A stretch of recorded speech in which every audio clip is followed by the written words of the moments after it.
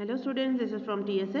So students, हम आज अपना न्यू चैप्टर स्टार्ट कर रहे हैं। रिवीजन में फर्स्ट चैप्टर हम वापस से ले रहे हैं। ठीक है, आपके पहले चैप्टर्स हो चुके हैं और आपके फाइनल एग्जाम्स में जहाँ से आ रहे हैं वहाँ से हम आपका चैप्टर स्टार्ट कर रहे हैं। चैप्टर है 8th operating system. So students, इसके ब्रीफ मैंने आपको पहले ही बता दिया था। आपके प्रॉपर जो आपके लिए वीडियोस पहले बने थे उसमें आपको बता दिया था। अभी आज हम शॉर्ट में आपको इसके बारे में बताएंगे कि ऑपरेटिंग सिस्टम क्या होता है। सो स्टूडेंट्स, ऑपरेटिंग सिस्टम वो सिस्टम होता है जिसके अंदर आप क्या करते हैं, जब तक ऑपरेटिंग सिस्टम आपके कंप्यूटर में नहीं होगा तब तक आपका कंप्यूटर वर्क नहीं करेगा। ठीक है, हमने ये पहले भी देखा था कि जैसे विंडोज़ है, विंडोज़ आपका मेन ऑपरेटिंग सिस्टम है। अगर विंडोज़ में आपका नहीं होगा तो उसमें आप अपना वर्क नहीं कर सकते। आप कुछ भी वर्क करते हैं तो ऑपरेटिंग सिस्टम होना मस्ट होता है।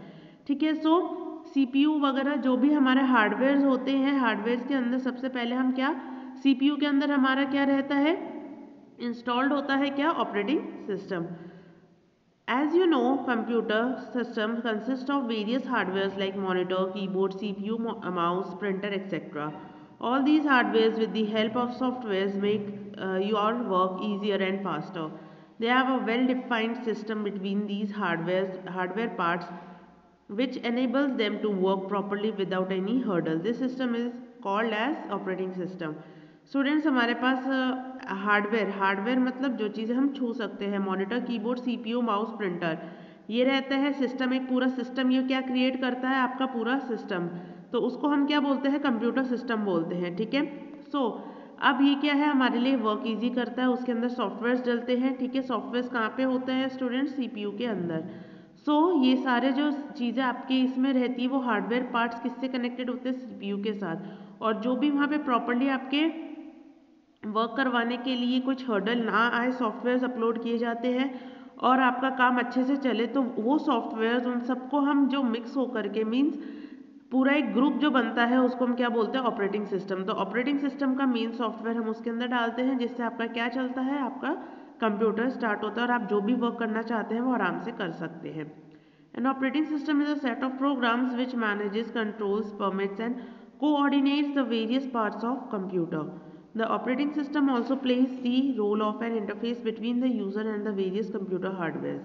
Some of the various kinds of operating systems are DOS, that is disk operating system, Unix, Linux, Windows, etc. The most popularly the most popular operating system is Windows. So students, हमने क्या देखा है कि operating system किससे बना होता है, operating system आपके प्रोग्राम्स से बना होता है। वो क्या करता है वो आपका जो भी आपके उसमें इंस्ट्रक्शंस है उसको मैनेज करता है, कंट्रोल करता है, परमिट करता है और जो भी आप इंस्ट्रक्शंस देते हैं वो कोऑर्डिनेट करता है एक दूसरे के साथ। तो कोऑर्डिनेट मतलब क्या होता है स्टूडेंट्स, के पहले आपका जो आपने इंस्ट्रक्शन दिया पहले वो इंस्ट्रक्शन फॉलो करेगा, उसके बाद नेक्स्ट, उसके बाद उसको कंट्रोल करेगा, पहले इंस्ट्रक्शन को उसको परमिट करेगा। ठीक है, उसको कोऑर्डिनेट करवाएगा सेकेंड इंस्ट्रक्शन के साथ। तो इस तरह से क्या होता है, आपका ऑपरेटिंग सिस्टम वर्क करता है। ठीक है, आपके ऑपरेटिंग सिस्टम्स कौन कौन से हैं, डॉस है, लिनक्स है, यूनिक्स है, विंडोज़ है और मोस्ट पॉपुलरली जो हम लोग इस्तेमाल करते हैं वो कौन सा है, विंडोज़ है। The function of an operating system is the same as the role of a principal of a school.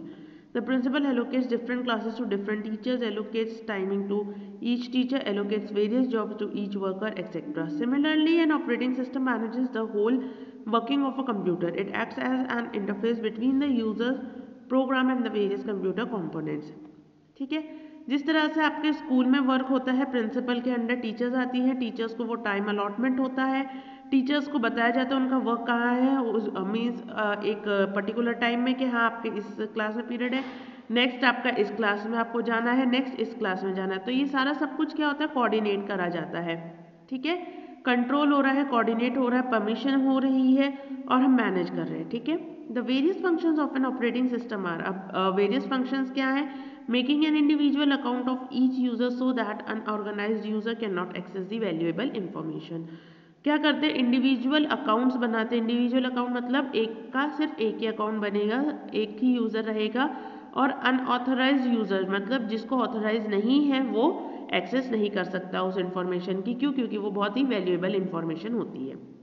Automatically execution of programs one by one without human intervention, automatically execute होते हैं programmes, ठीक है। जब हम उनको पूरा instructions देते हैं तो उसका जो आउटपुट निकलता है तो वो स्टेप बाय स्टेप उसको ऑटोमेटिकली एग्जीक्यूट करता है बिना किसी ह्यूमन इंटरवेंशन मतलब ह्यूमन को उसमें आपको दखल अंदाजी देने की ज़रूरत नहीं है, वो ऑटोमेटिकली अपना काम करेगा। Manages the various input and output devices according to the need, वो मैनेज करता है किसको, इनपुट और आउटपुट डिवाइसेस को। Controlling the transfer of data between the main and secondary memory, control करता है कंट्रोल कर रहा है। जब वो हम ट्रांसफर करते हैं अपने डेटा को तो उस चीज़ को कंट्रोल करता है, ठीक है। और हम ट्रांसफर कहाँ से करते हैं, मेन मेमोरी से सेकेंडरी मेमोरी में। Stores data and information and retrieves whenever necessary, store करता है डेटा को और इन्फॉर्मेशन को, ठीक है। और जब हमें उसको चाहिए होता है, रिट्रीव मतलब हमें जब वापस से दोबारा चाहिए होता है तो वो हमें मिल जाता है, तो इसलिए वो स्टोर करके रखता है हमारा जो डेटा होता है और इन्फॉर्मेशन जो होती है। अब हम देखेंगे कि distinguish features between DOS and Windows. अब हम डॉस और विंडोज के डिफरेंस देखेंगे कि डॉस और विंडोज में डिफरेंस क्या है। DOS use complex textual commands whereas Windows provide a visual way to interact with computer. DOS क्या करता है, कॉम्प्लेक्स टेक्सचुअल कमांड्स देता है, ठीक है। कॉम्प्लेक्स मतलब स्टूडेंट्स जो कॉम्प्लेक्स होता है वो डिफिकल्ट, कॉम्प्लेक्स में क्या करेंगे हम, कॉम्प्लेक्स मतलब ये होता है कि बहुत टफ चीज़ें रहती है, बहुत टफ उसके अंदर वर्क होता है, तो उसमें जो हमारे को कमांड्स देने होते हैं वो भी हमें याद रखने पड़ते हैं, ठीक है। लेकिन विंडोज़ में ऐसा नहीं है, विंडोज़ में हमारा क्या है, वो विजुअली हम कर पा रहे हैं, हम देखते हैं, ठीक है। तो वहाँ पे क्या होती है, पिक्चर्स होती है, पिक्चर पे क्लिक करते हैं तो हमारा काम हो जाता है, तो हम पिक्चर देख के इंटरेक्ट कर सकते हैं कंप्यूटर से। लेकिन डॉस में हमें क्या करना पड़ता है, हमें बड़े बड़े और टफ प्रोग्राम्स पहले लिखने पड़ते हैं, कमांड्स लिखने पड़ते हैं और उसी के बाद वो वर्क करता है।